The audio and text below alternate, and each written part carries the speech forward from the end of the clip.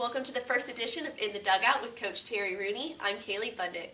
I'd like to start off by saying congratulations on your 2011 season. You went 38-23 and school best of 12-12 in the conference. You led your team to an NCAA tournament for the first time and defeating number 4 ranked Florida. They came back, they were number 5 at home, beat them again, and number 6 FSU. Huge wins. How are you continuing this success in 2012? Well, obviously, from our standpoint, we want to continue to build on the momentum of last year.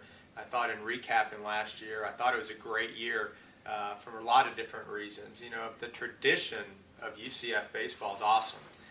And obviously in the last few years we had not been in the NCAA tournament, so to get back there for the first time in 7 years was great.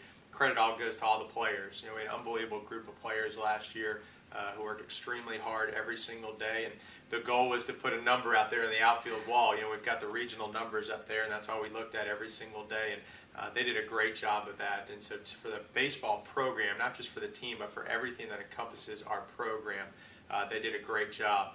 Our theme this year is good to great. You know, last year was good, and I don't want to take away anything that we did last year because they did a great job of it, but now it's time to take the next step. It's time for this baseball program in all aspects to take the next step, and I feel very good about where we are right now. I like that, good to great.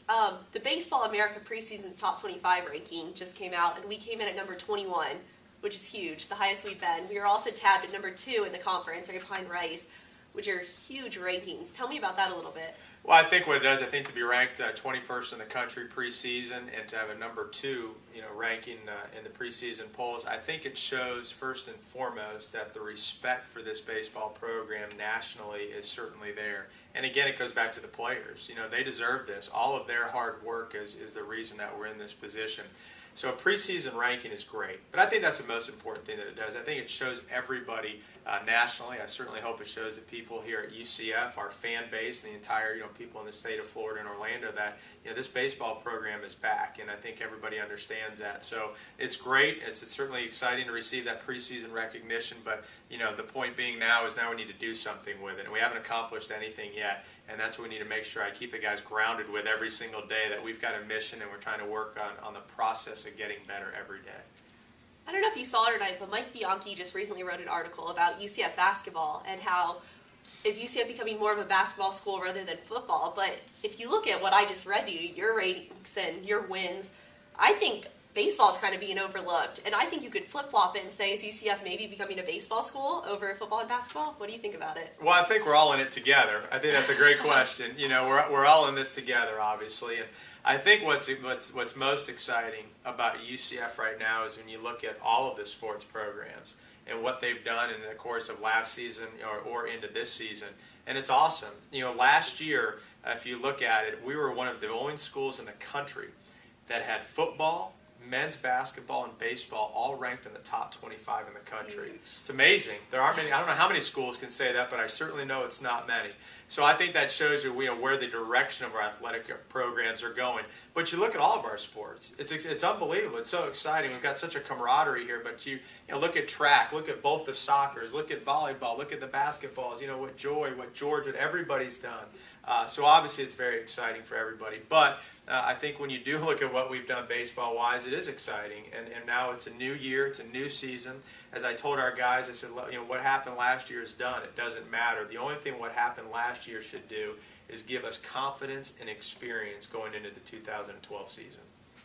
This preseason, you had a lot of players with a lot of awards. You had DJ Hicks earning the National Collegiate Baseball Writers Association, being named to preseason All-American third team, only Knight to ever get that.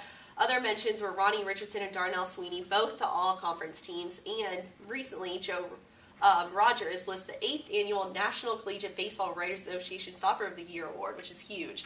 But how are you having these players focus on the whole season rather than individual stats and awards? They're great kids. It's not hard. Those guys all deserve it. They really do. I mean, those guys deserve those accolades. That's what those preseasons or awards are for.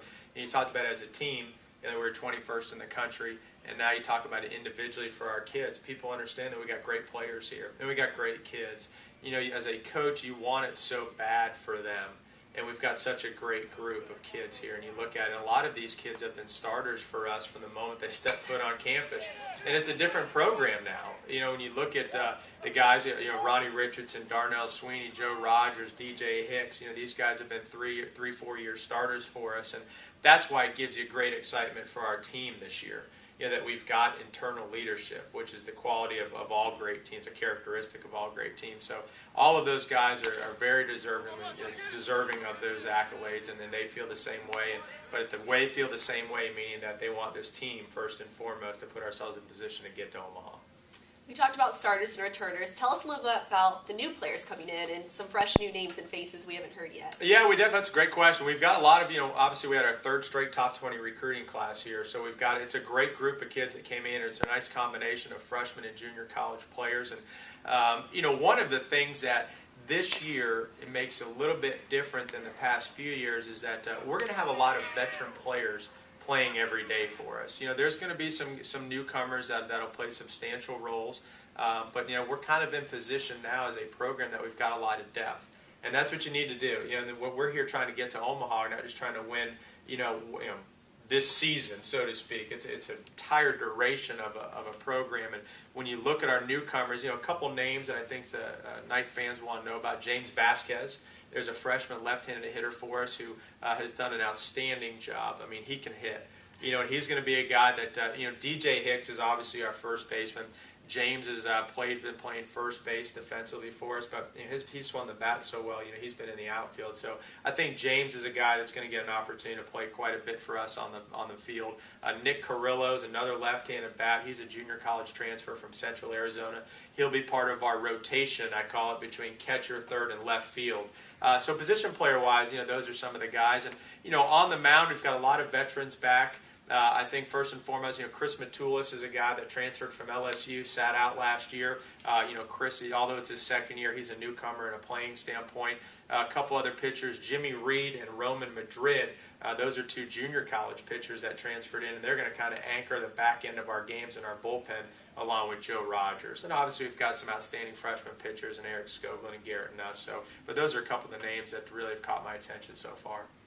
You have this, as you can see, huge stadium expansion. Tell us a little bit about that. What's going on here? Well, I'll tell you what, for everybody that's been out to the park, everybody can see it, and we're excited that on opening night, it's going to be free admission and the unveiling of the new, obviously, the first phase of our facility. And you're right, we've got the designs here, and everybody can see it at home, but it's a two-phase process, and the first phase is just about to be complete. It's in the addition of a little bit over 1,000 seats. And it's awesome. It's kind of an upper deck, as we're calling it up there, and it's going to really provide a new dynamic for us. And we also added seats onto the berm down there. So the second phase is we're hoping that it will begin at the end of this season. As a matter of fact, that's the larger scale phase of the project, and basically that's going to be an additional about 1,500 to 2,000 seats. We actually got 3 to 4 corporate suites out there available. The demolition of our press box, so it's going to be awesome. When it's all said and done, it's about a $4.5 million project. For the expansion of our stadium. Anybody that knows that has followed our program in the last couple years, which if they're watching this, they have been, but the number one component to this continued success of this baseball program is the enhancement of our facility, without any question. I mean, there's no number two. That's the number one thing. We've got to make sure that if we are going to continue and sustain the success of being a top 20 program in the country and put ourselves in position to hopefully have the opportunity to host a regional and a super regional, we got to continue to enhance our facility. All of that goes hand in hand. That's what kids see, that's what recruits see, that's what boosters see, that's what people in the community see, and we've got to put ourselves in position, you know, to put ourselves where we can have one of the best stadiums in the country. Once this is completed, we'll do it. You said it yourself. Come on out and see it yourself Friday, February 17th at 6:30. It's free, so come support this guy, lead his Knights to victory. We'll see you next week on In the Dugout. I'm Kaley Budnik with Coach Rooney.